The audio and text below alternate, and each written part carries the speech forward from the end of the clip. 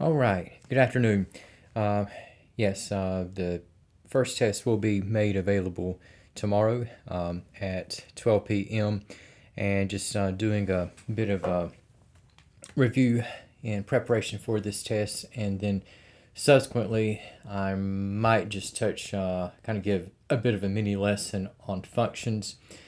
Uh, and just going right ahead with the review. I had looked at one of the problems that I had assigned the other day incorrectly, but we didn't look over this on Tuesday. So I looked at it wrong, and I had skipped over it, thinking that the setup was wrong somehow or other. But just looking at what we have from the set, and we have a radical equation on page 114 in the case number 86.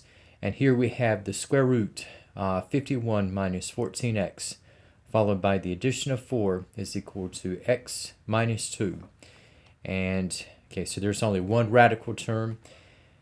And if we look at isolating the square root of 51 minus 14x, I can just remove the 4 from the left-hand side, okay, by subtracting on both sides. And here we have exclusively on the left the square root term. And this time we have it set equal to x minus 6. So we have the presence of x on both sides of the equation, okay, where we have it inside the radical expression, the square root of 51 minus 14x, and also as part of the binomial x minus 6. And if I undo the presence of the square root by squaring both sides,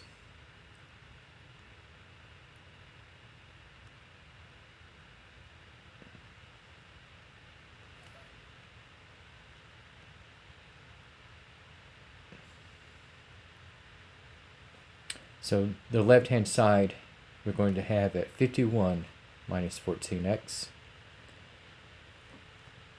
And for the square of x minus 6, again we have x minus 6 times itself. And again, the easy part is to remember the squares of x and negative 6, but remember there is an in-between term since the outside and inside products do not cancel each other. So with the square of x minus 6, okay, we're going to come out to x squared minus 12x plus 36. And looking at what we have now, so we have 51 minus 14x to the left. Again, to the right, I have x squared minus 12x plus 36.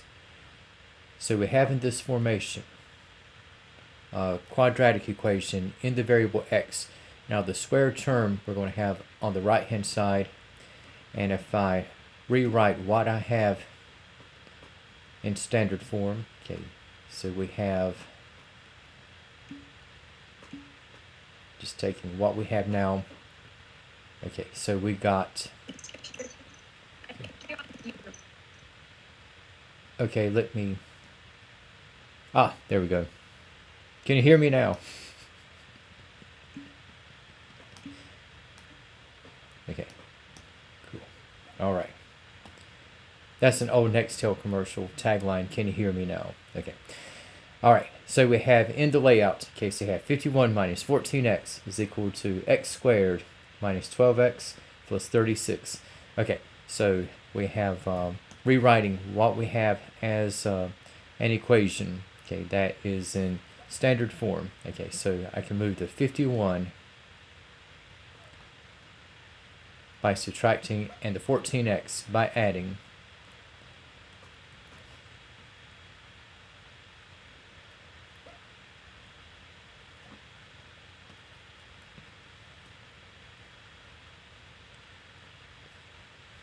Okay, so you have 0 is equal to x squared, okay, and we have plus 2x minus 15, okay, and I'll just do the switch around, like going from b is equal to a is equal to b, so just putting the variable terms. or the variable expression on the left and 0 to the right. Okay, but you could keep the original setting as it was. But here we can set up what we have in establishing the use of the zero product property. Okay, so we have with x squared plus 2x minus 15. So if I factor, I'm going to have the quantity of x plus 5 as well as the quantity of x minus 3 is equal to 0. And if I set each of the factors to 0, okay, now we will have apparent solutions with negative 5 from x plus 5, and from x minus 3 there will be an apparent solution with 3. And now in looking at checking out what we have between these apparent solutions. So if I check x is equal to negative 5,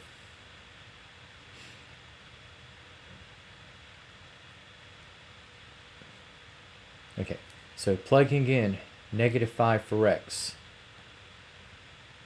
Okay, so we got 51. Now negative 14 times negative 5 is a positive 70. 51 plus 70 is going to be 121. So you got the square root of 121 followed by the addition of 4. And for x minus 2, we have negative 5 minus 2. Okay, now for square roots, now again, an even radical of an expression cannot reduce to a negative constant. So while two numbers will square into 121 with positive and negative 11, okay, only the square root of 121 comes out to 11. So again, an even radical cannot reduce to a negative constant. Now an odd radical can, but an even radical cannot. So we have 11 plus 4 on the left. To the right I have negative 5 minus 2, which is negative 7. Now if the square root of 121 could have been negative 11, I would have both sides to equal. But to remain in compliance with the principal square root rule, okay, we have this particular outcome, which is false.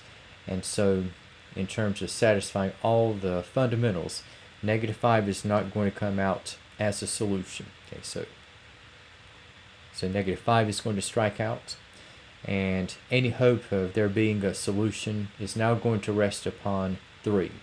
So if I check x is equal to 3,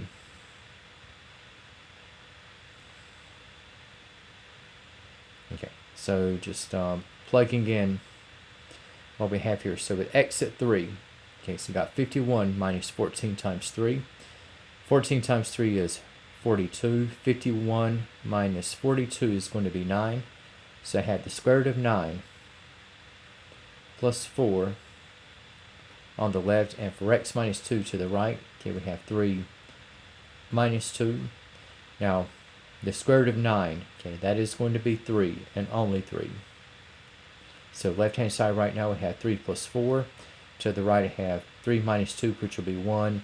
And we have same dilemma. If I could reduce the square root to a negative constant, I could get both sides to equal.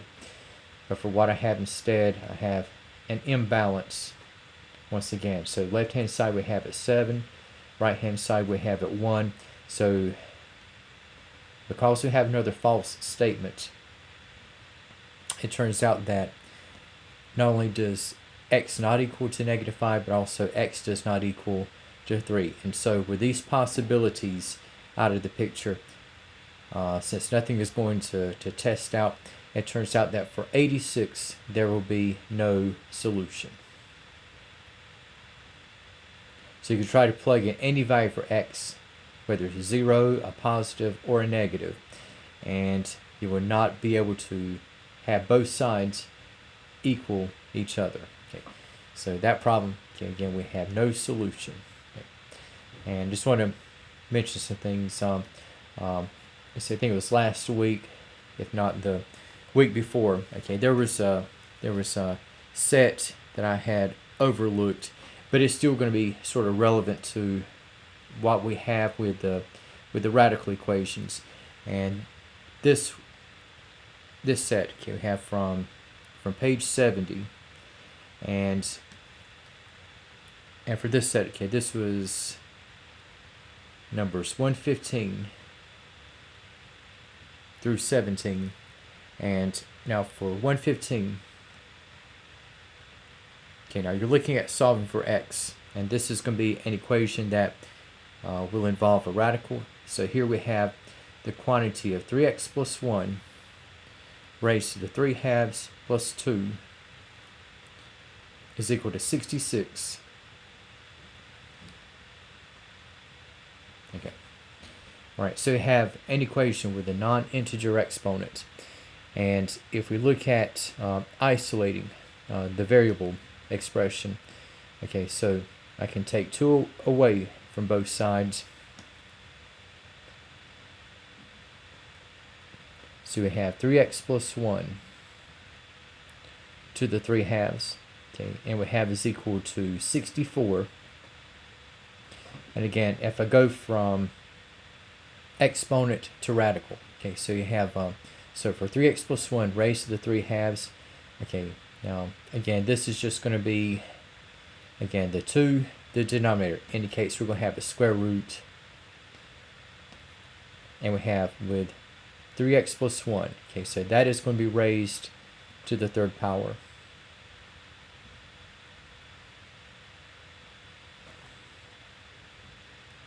And we have is equal to 64.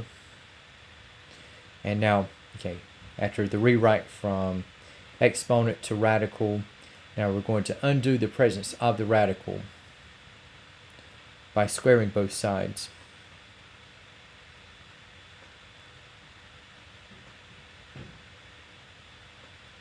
Okay, so we have in effect, okay, you have a large number already with 64, and it's about to get much bigger once we square out. So on the left, squaring both sides, okay, so we have the cube of the quantity of 3x plus 1, and 64 squared, 64 times itself, this would be 4,096. Okay, and again, for the expression, now we have a bit of a sudden shifting of gears. Okay, so I applied exponents to get rid of radicals, and now to get rid of the cube, I'm going to go in the other direction, where I'm going to have this time taking the cubic root, so as to undo the cube of 3x plus 1.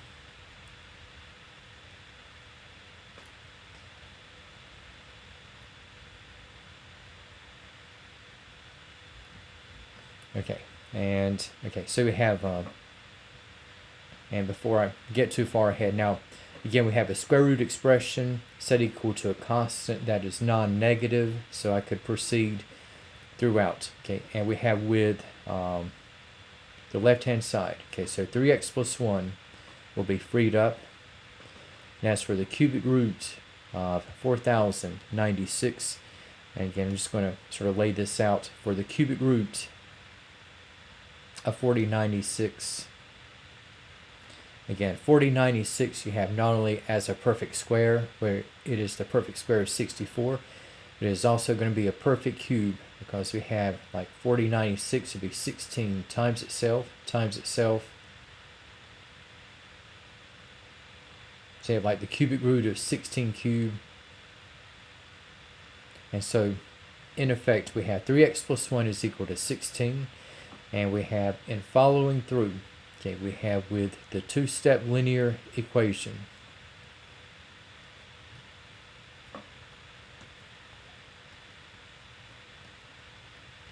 okay, so you have 3x is equal to 15, and we have finally with division by 3, we have that x is equal to 5.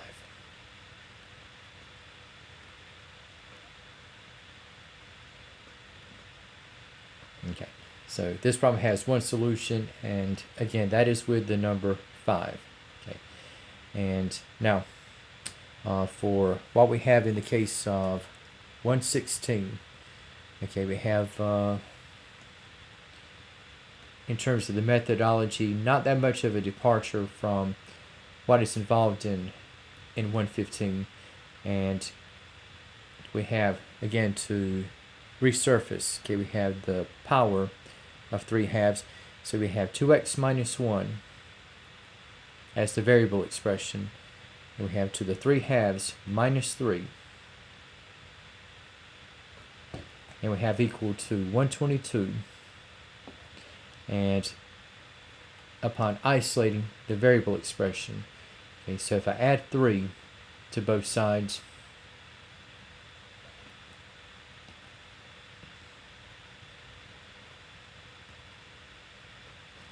so I have 2x minus 1 to the 3 halves is equal to 125. And again, a bit of partial history repeating. Again, I had 3 halves degree, and this will translate once again to the square root of a cube. Okay, so in this case, we're going to have the square root of the quantity of 2x minus 1 raised to the third. And this time we have equal to 125.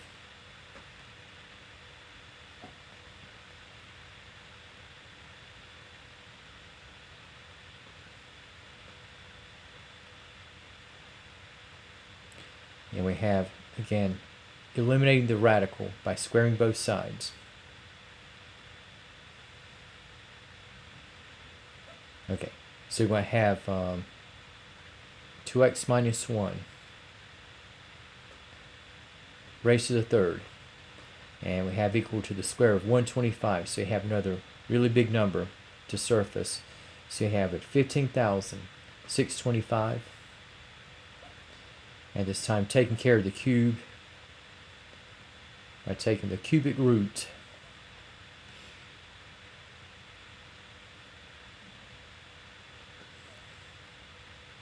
and just like 4,096, okay, 15,625 is simultaneously a perfect square and a perfect cube. Okay, and so we have in following through, okay, so we have left hand side, we have it 2x minus 1 and 15,625. Okay, it is 125 times itself, but it is also 25 times itself times itself.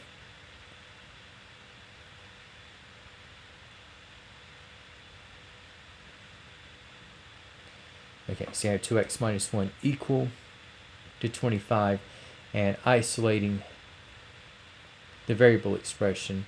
So we have 2x is equal to 26.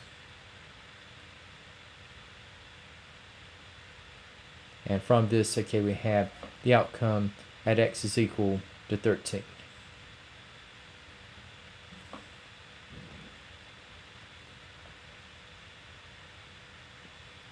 All right. And then we have, in the case of 117, okay, this one, okay, you have a single variable term with m, and this is taken, let's see, to the 3/4 degree.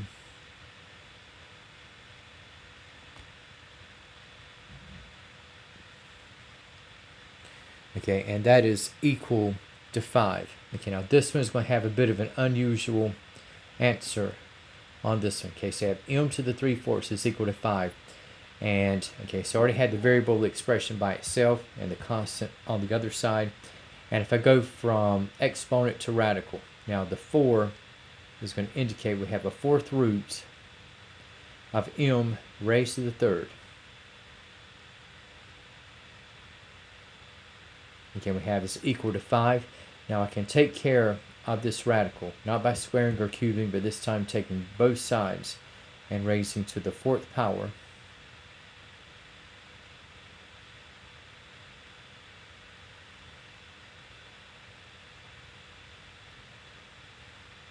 Okay, so left hand side, okay, so we'll have m to the third.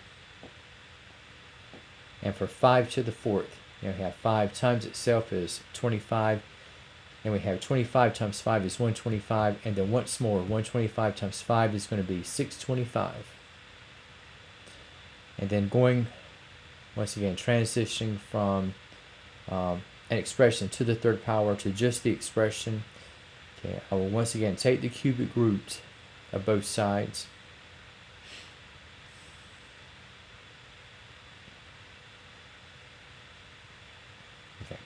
So I have for the cubic root of m to the 3rd. So this is going to go to m. Okay, now for what we have in the case of the cubic root of 625. Okay, now 625 is not a perfect cube, but it is a number whose cubic root can be reduced. Okay, just kind of give you a little bit of insight.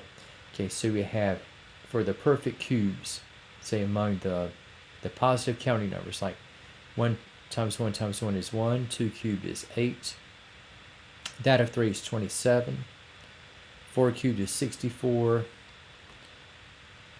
and then we got 125 from 5 cubed, 6 cubed is 216, 7 cubed is 343, and we have 8 cubed is going to be 512,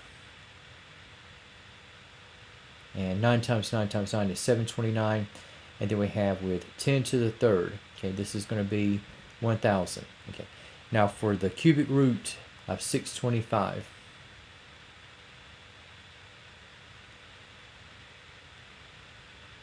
okay, now this one can be lowered. Now 625 is not among the perfect cubes, but the highest number that will go into it is going to be 125.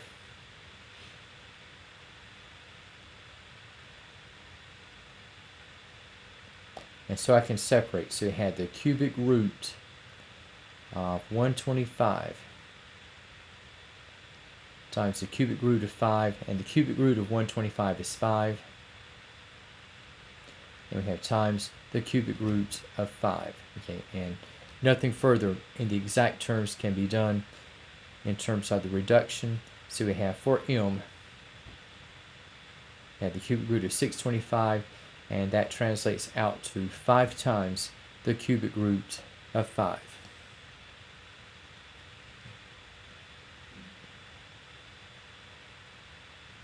All right, now just regarding what we have with numbers 130 and 132, okay, from page 115, okay, and we have absolute value expressions to work with, and for what we have between the equation and the inequalities, and we have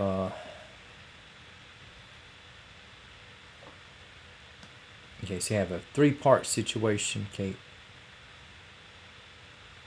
in number 130. So we have so on page 115, okay, so we have from number 130. Okay, so we have for part A, okay, we have the absolute value of W plus 2, okay, followed by the additional 1 is equal to 6. And again, so we'll have the absolute value of X represented by the absolute value of W plus 2. And if I determine what K is going to be, first of all, I want to get this absolute value expression by itself. And we have, upon subtracting 1 on both sides, so we have the absolute value of W plus 2 is equal to 5. Okay, so you have an absolute value equation. Okay, and once I take W plus 2 out of the absolute value bars, okay, I'm going to have W plus 2 equal to those numbers with an absolute value of 5. One, of course, which is going to be 5, and the other number we're going to have at minus 5.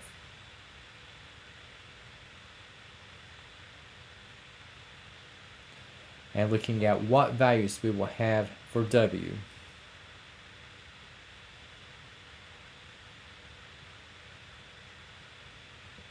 Okay, so we have W plus 2 is equal to negative 5, or it could be that W plus 2 is equal to 5. And now we have taking 2 away from both sides.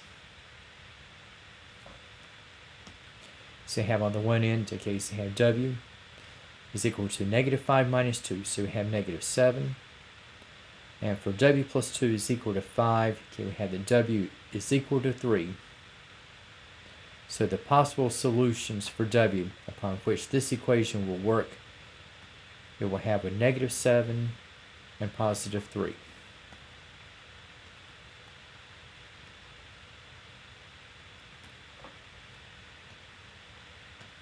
Now, in the case of what we have with part B, now we had the same terms, but instead of the equal sign, okay, we have an inequality in the form of less than. So we have the absolute value of w plus 2 followed by the additional 1, okay, is less than 6. So a little bit of history to repeat. I'm going to isolate the absolute value of w plus 2. So again, subtracting 1. So we're now going to have the absolute value of w plus 2 is less than 5. Okay, so for the absolute value of w plus 2 is less than 5. Okay, so again, I'm going to work around negative and positive 5.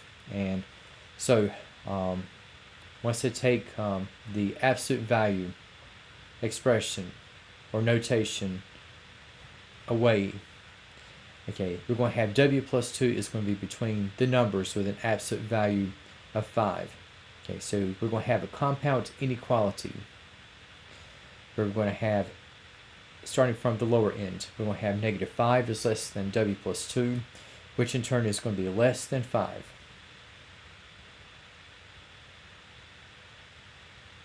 And looking at finding out what we're going to have for w. Okay, so I'm going to get the w by itself in the middle. And I can do this by taking 2 away from all sections. So we have negative 5 minus 2, so this will be negative 7. And we have negative 7 is less than w, which in turn is going to be less than 3. And okay, so this is going to be our inequality solution. And if you were to express in graphing terms, this would be like on a number line. And again, since neither negative 7 or 3 will be included, you have like a line segment connecting negative 7 and 3. And again, in terms of an interval,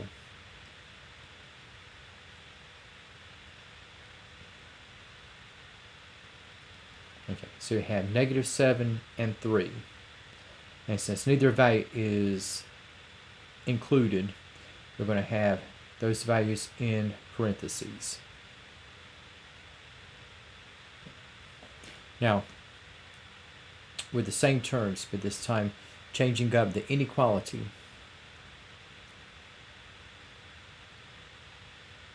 so you have the absolute value of w plus 2 plus 1 is now greater than or equal to 6. And once again, isolating the absolute value term.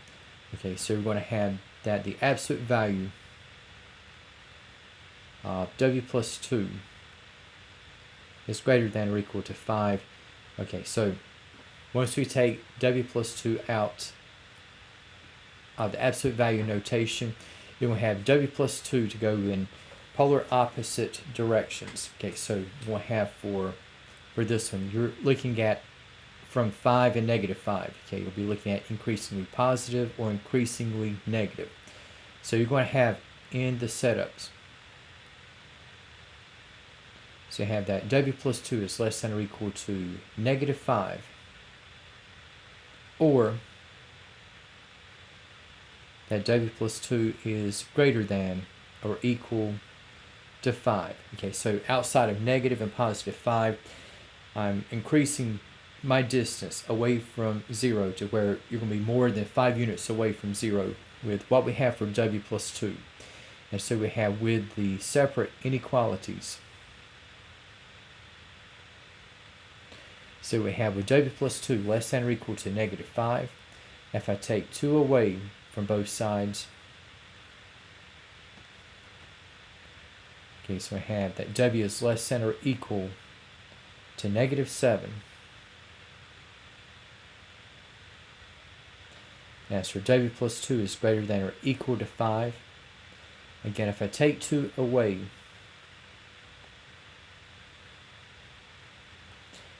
okay, so for what we're going to have here at the lower end, okay, w is less than or equal to negative 7, or it could be that at the upper end, we're going to have that w is greater than or equal to 3. Okay, and so just sort of envisioning with the activities. Okay, so you have got around -7 and +3. Again, so we have less than or equal to -7. Equal sign signals that -7 is included. And for the rest, we have less than, so you have array that is going to go to the left.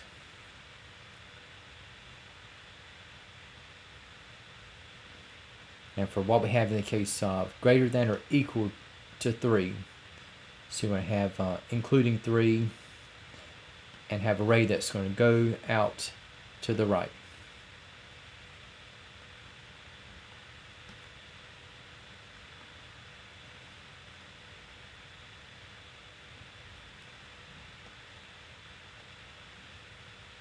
Okay, so we have with the limits, again, just the continuities. Okay, so you have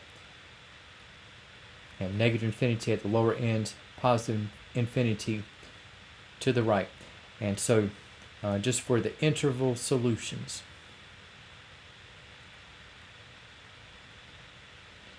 for W, okay, so you have disjointed. Okay, so you have going from negative infinity and approaching and including -7. So that is going to be in the bracket. And again, we have the other section, you have going from and including 3. And increasing and heading out to infinity. And once again, infinities are boundless, and they are going to remain in the parentheses. Now, for what we have for 132, now you have a bit of a change up here, and there's one that's going to be sort of a trick question. And I very seriously doubt that you're going to see this in your test, like what we have in Part E. Just kind of mentioning what we have among the scenarios.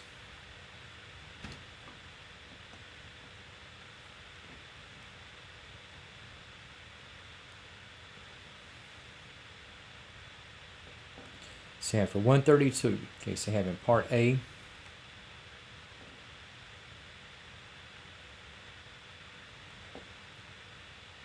okay, so you have working around the absolute value of y plus 5. Okay, so you have the absolute value of y plus 5 followed by the subtraction of 3 is equal to -3.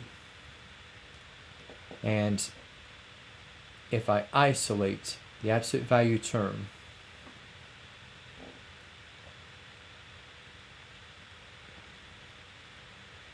we're going to have that the absolute value of y plus 5. Okay, and we have -3 plus 3 is 0.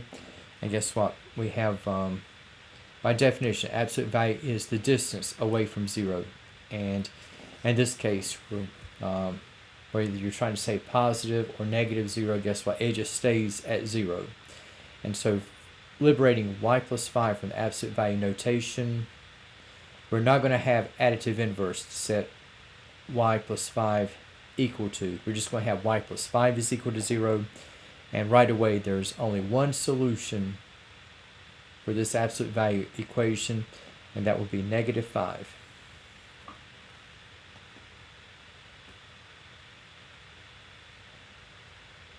Okay. Now for what we have in the case Part B, same terms, but the first inequality, okay, we had to be less than.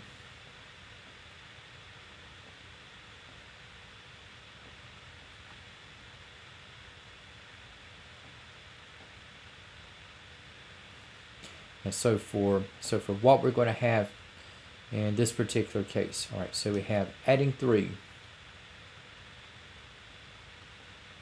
to both sides.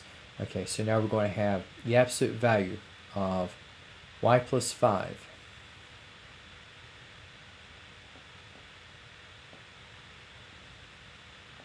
is less than 0. Okay, now this is a trick question because what we have in the case of absolute value, okay, so especially with this inequality,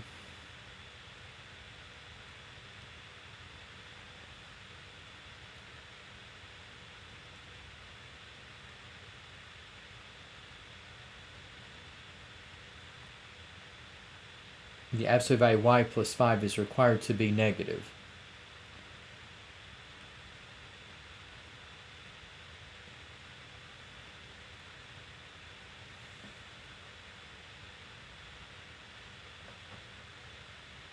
And the absolute value of an expression cannot be negative.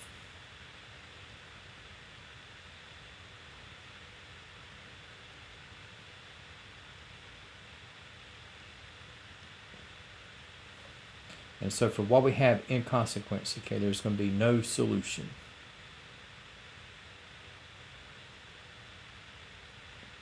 So in other words, the absolute value of an expression can be 0 or positive, but never can it be negative.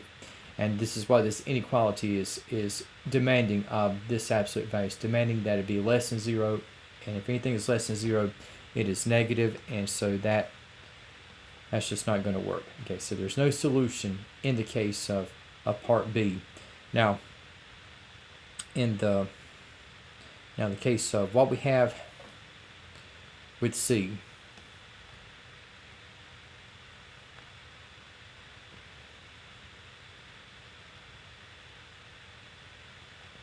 so you have the absolute value of y plus 5 minus 3 is less than or equal to negative 3. Okay, so if I add 3 to both sides, okay, so I'm looking at, once again, we have the absolute value of y plus 5, okay, is going to be less than or equal to 3. Okay, now when we had y plus 5 to have demanded of it that it be less than 0, it was demanded that it be negative, which it can't be. So there was no solution. But for what we have here, now the absolute value of y plus 5, again, it can't be negative.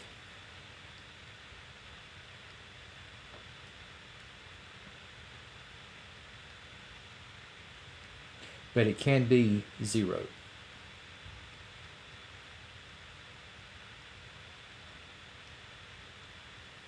So this kind of liberates a little portion here. So it can be 0. And so we have, in this regard, we have the absolute value of y plus 5 is equal to 0. So it is with that filament, okay, that we're able to eke out a solution. So once you take out the absolute value signs, okay, we have y plus 5 is equal to 0, and we have from this, okay, just like the absolute value equation in part A, we're going to have that y is equal to negative 5.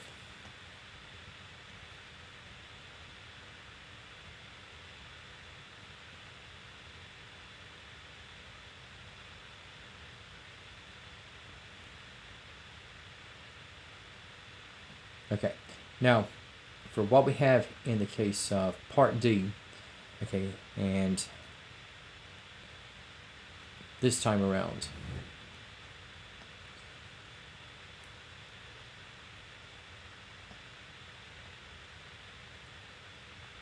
okay, sort of going into another direction, okay, still working with the same terms. So we have the absolute value of y plus 5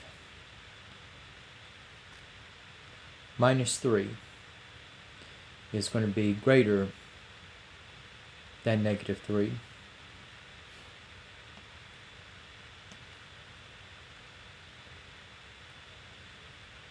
And if I add 3 to both sides,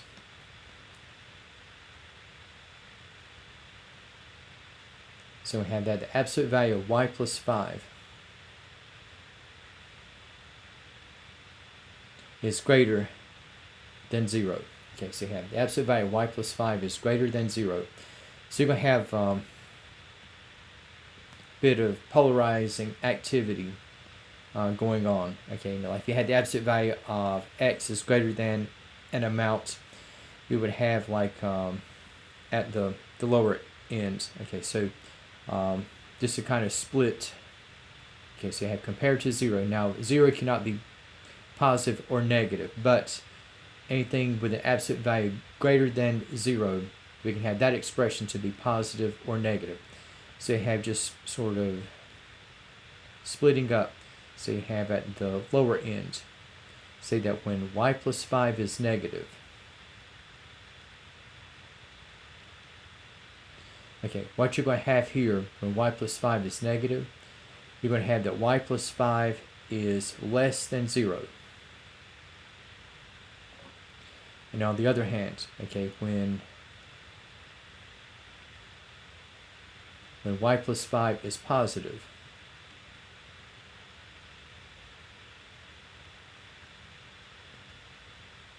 okay, so you had that y plus 5 is greater than 0.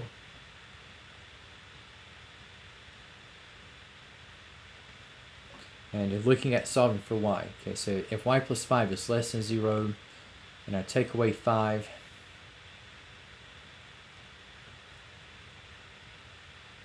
okay, so we're going to have that y is going to be less than negative 5. Now we have, on the other hand, okay, if we had that y plus 5 is greater than 0,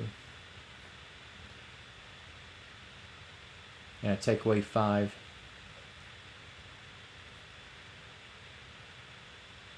so we had that y is greater than negative 5. Okay, so you have your or situations. It might be that y plus 5 is less than 0 or y plus 5 is greater than 0. Then we have for what we have in consequence, we have y could be less than negative 5 or it could be greater than negative 5. And one might ask, okay, how exactly would that look? Well, again, the centerpiece right now we have with negative 5.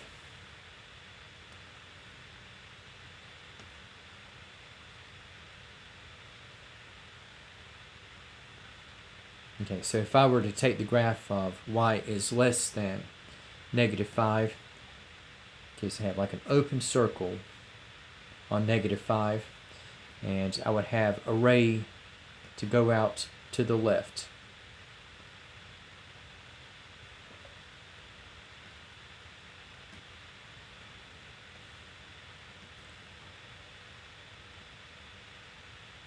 And guess what? If y is greater than negative 5, guess what? I would have it starting with also an open circle on negative 5, and I would have a ray that goes out to the right.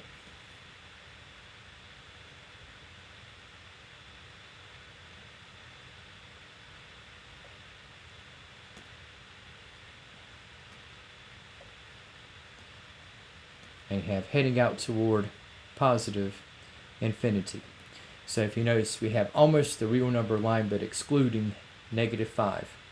And so for what we will have in the case of the interval solution,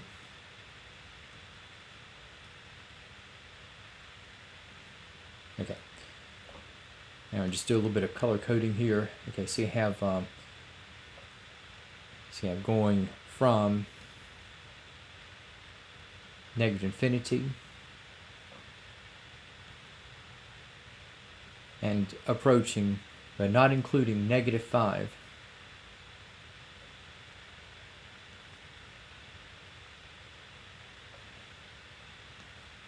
And then we have for the other portion, okay, with negative 5 still not included.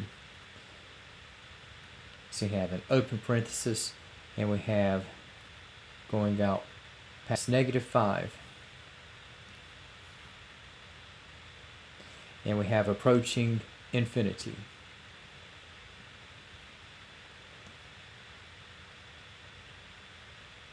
Okay, so you have for the interval solution, you have two open intervals, okay, excluding the value of negative 5. Okay, so I got in the purple color, okay, the representation of y is less than negative 5, and for what I have in green, okay, that is the representation of those values of y greater than negative 5. Okay, and then we have in the case of part E,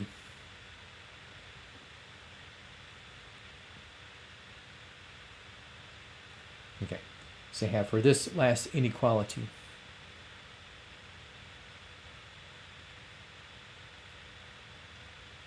Okay, so I have the absolute value of y plus 5 minus 3.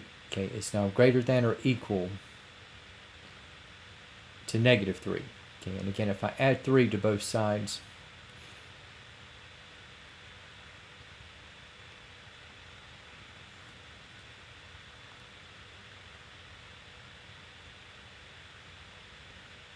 so you have the absolute value of y plus 5, okay, is greater than or equal to 0. Okay, so 0 is included. Okay, and we can say that on the one end. Okay, so you have y plus 5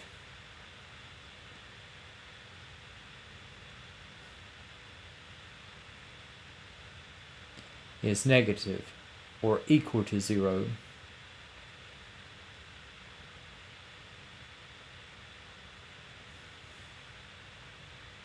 Or it could be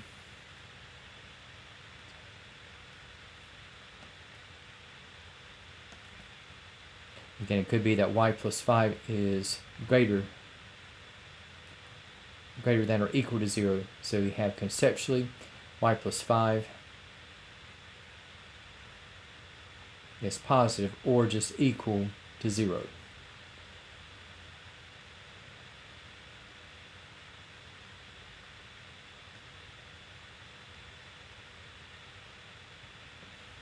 Okay. So in terms of the inequalities, so you have negative or equal to 0. So you have y plus 5. You have less than or equal to 0. And then, or it could be that y plus 5 is positive or equal to 0. That is, y plus 5 is greater than or equal to 0.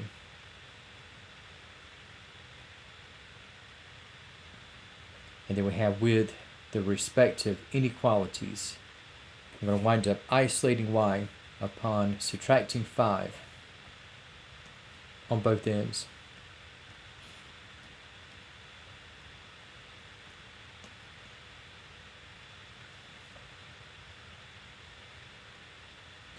So that y is less than or equal to negative 5.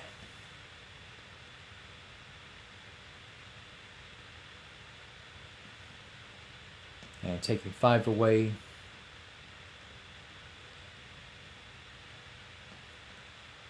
so we have the other possibility is that we have that y is greater than or equal to negative 5.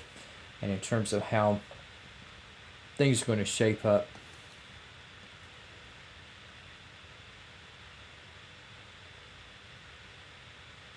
okay, so again, we're back to the focal point, the negative 5.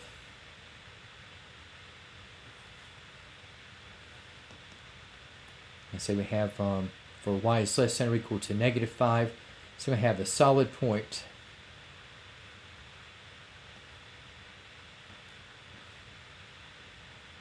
and a rate that's going to go continuously to the left.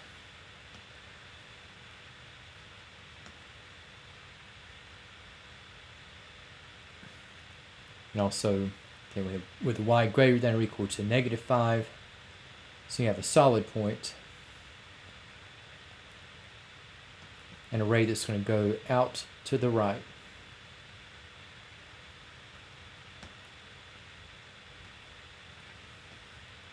And so we have approaching infinity. Okay, so if you notice, okay, in tying together what we have, okay, so we have going from, again, negative infinity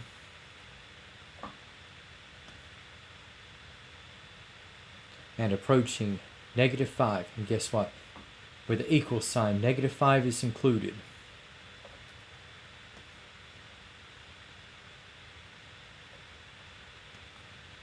Then we have in union. And we have going from negative 5 included.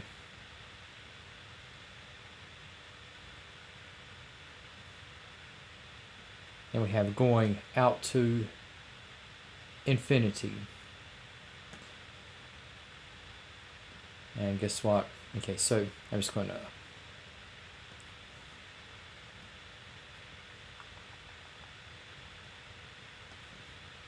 going to mention. Okay, this is not the final answer. I just want to mention.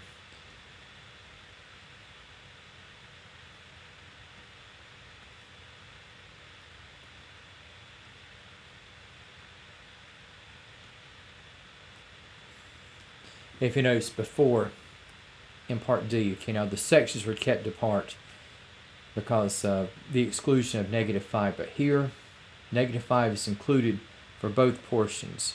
And so for what we're going to have here, because of the brackets, or because of the inclusion of -5, think of it kind of like a sealant or a bond that's joining the pieces together.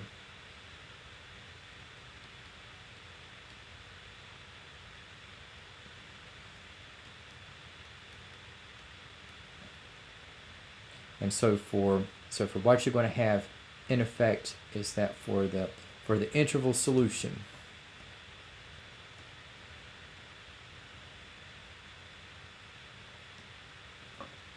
we have going continuously from negative to positive infinity.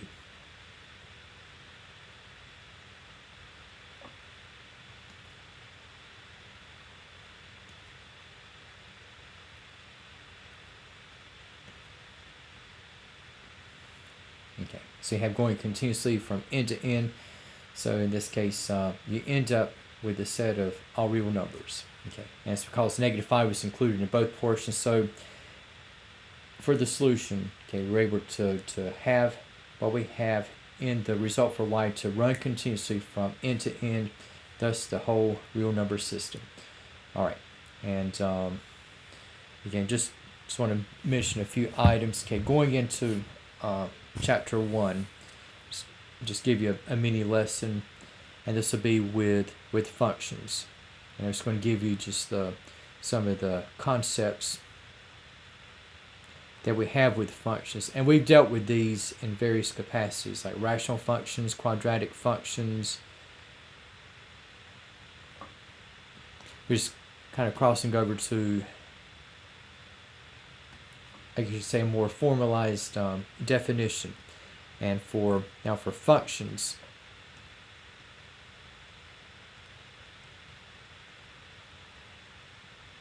a function, okay, this is going to be a mathematical relation.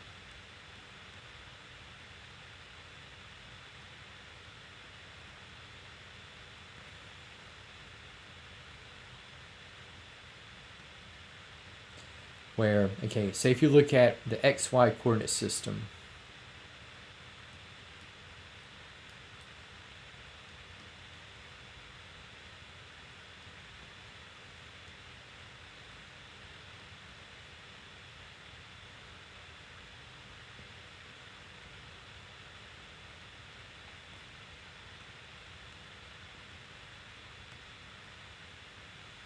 okay, we're going to have for each x value,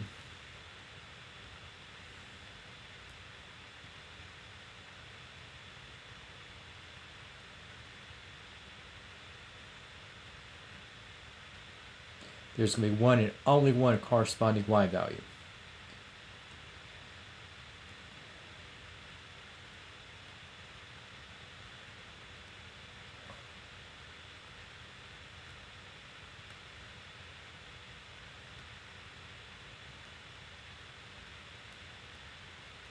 Okay, now it doesn't have to be limited to just the letters x and y, but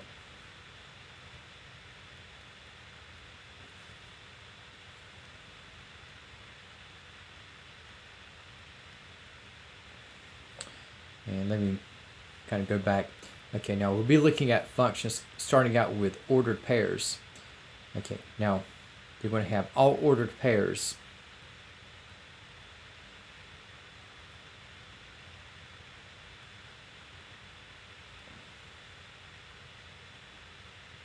Are of the form xy.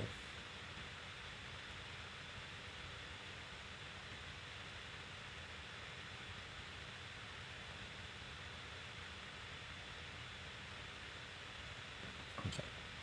And now in terms of the separation, now x is going to be what is referred to as the independent or input variable.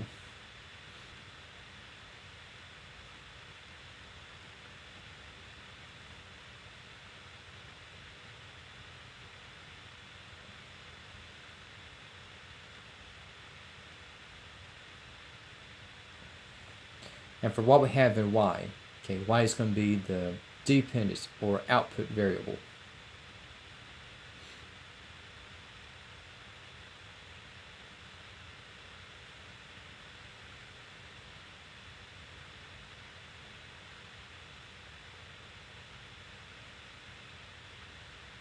Okay, so in other words, like the output is going to be contingent upon the whatever is put in. Okay, so the outcome of y is dependent upon whatever nx is put in. Okay, and again for a function, again for each x value, okay, again there is one and only one corresponding y value. And just in the case of what we have for examples of functions,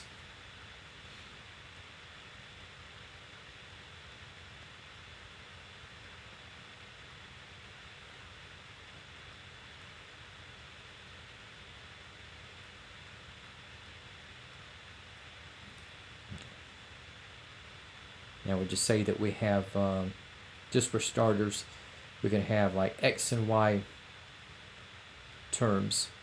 Okay, so you have like 0, 2, 3, 5,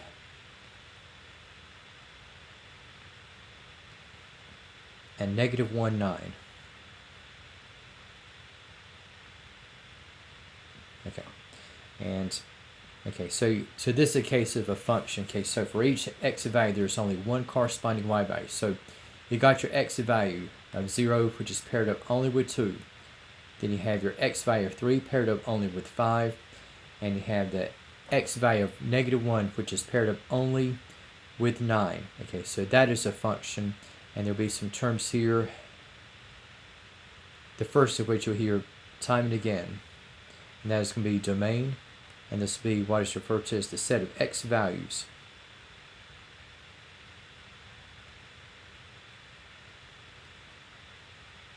And for what we have here for the set of x values in this group, you can say we have 0, 3, negative 1. And if you had a problem like this, like you had to identify the domain, you probably will not see 0, 3, and negative 1. But you can't place it in the order that you see the x terms. But chances are you're going to see it in increasing order, like negative 1, 0, and 3. And if you had it like in jumbled order, like 0, negative 1, 3, or 3, 0, negative 1, that's still correct.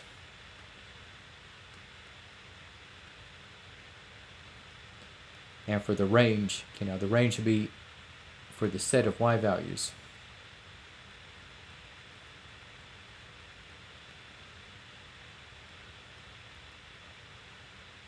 And for the set of y values, you have 2, 5, and 9. And those values happen to be in increasing order. But if you have like 952, 592, as long as you have the same three values, you're good to go. Okay. And let's say that if we have, say, sets of ordered pairs, and we'll say we have negative 1, 1.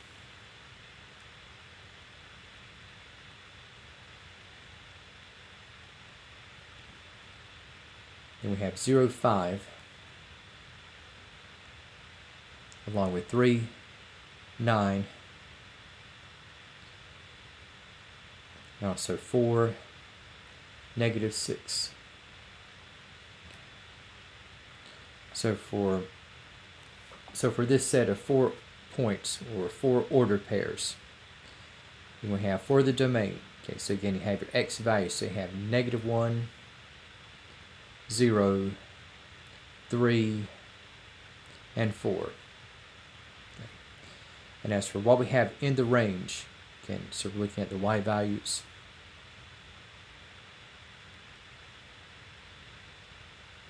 So you have 1, 5, 9, negative 6. And again, if you were to reorder from smallest to largest, you can say we have negative 6, 1, 5, and 9. And again, the reason that we have this set to be a function is that your x value negative 1 is paired up only with 1. 0 is paired up only with 5. 3 with 9, and the x value 4 we have paired up only with -6. And let's say that, okay, just sort of like separating the wheat from the chaff, like we have in determining whether we have a function or not.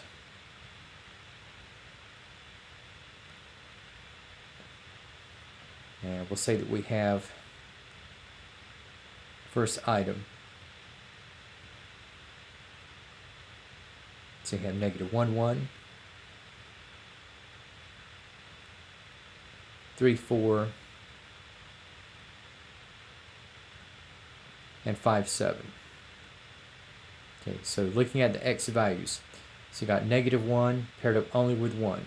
3 is paired up only with 4. 5 paired up only with 7. So that is going to be a function. Now let's say if we have for the next set. Okay, say if I have like -1, 1, 3, 4,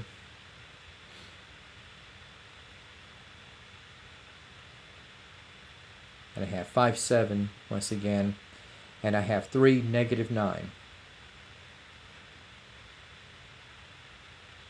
Okay, now -1 is still paired up only with 1. 5 paired up only with 7. But now with the number 3, it's paired up with 4 in the second order pair, and we also have it paired up with -9 in the other. So you have the same x value and different y. And anytime you have the same x value and then paired up with different y values, that means that you have an automatic disqualification in terms of the set being a function. So with just the first 3 ordered pairs, we had a function, but with this ordered pair, we had the repetition of 3 with a different y value, so that one is not a function.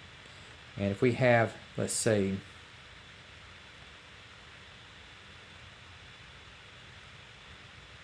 if I have 0, 1,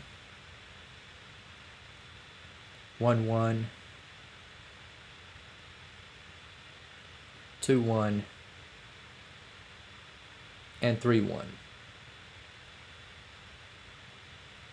Okay. And in terms of whether it is going to be a function or not, so again, you've got your x value 0.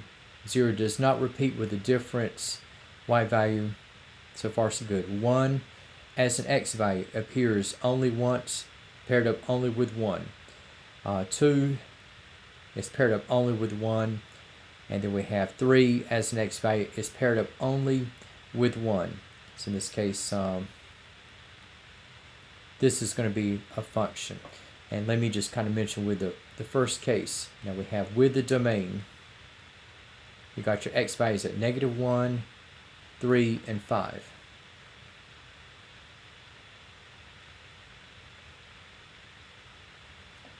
As for what we have in the case of the range, again, we had the y values 1, 4, and 7.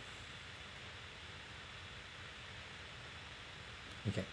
Now, for this bit of a different array of terms in establishing a function, now the domain, you have 0, 1, 2, 3. Now for the range, okay, there was nothing but y throughout. And in the case of listing the elements in the domain or the range, if any of them repeat, you only had to put down that element one time. So just for the range, putting down 1 only once will work. So don't even worry about putting down 1, 1, 1, and 1. And we have as kind of a remaining case. Okay, and we have with functions or not.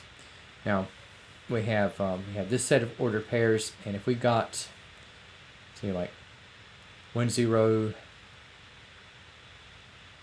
1, 1, 1, 2. In other words, I'm switching the order of the coordinates from case number 3. And you probably see it already. One is paired up with 0, and 1, and repeats paired up with 2, and 1 repeats paired up with 3, so you got same x.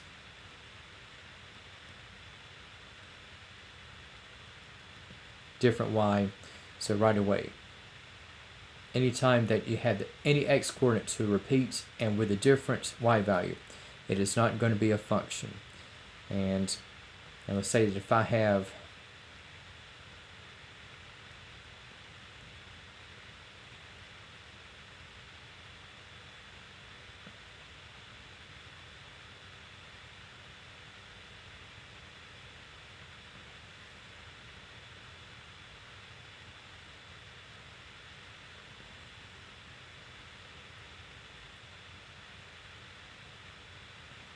okay.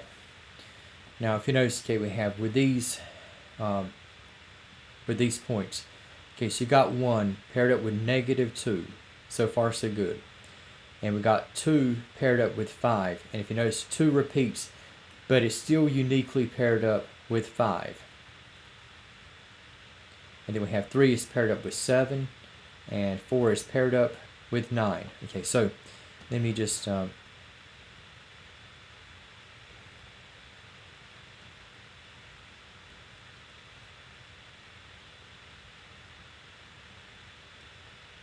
the 2 is still paired only with 5. So if you have a point that is going to repeat, but it's going to be just the very same point, not same x coordinate, but with a different y value, the potential for it being a function is going to survive. So 1 is paired up only with -2. 2 is still paired up only with 5. 3 is paired up only with 7. And 4 is paired up only with 9. So in this particular case, that would be a function. Okay.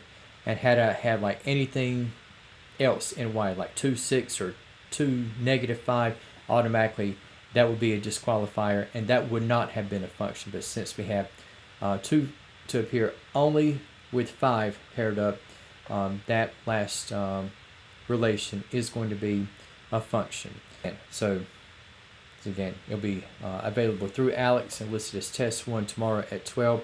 Again, there's a 90-minute time limit. Okay, if you want to go ahead and take it right away on Friday, you know, you're welcome to do so. Again, the test has to be completed in one sitting, and if it turns out that maybe Friday afternoon is not the best time, and that maybe Saturday morning would be better, you can start at that time. Again, there's a 9-minute time limit, and must be completed in one sitting.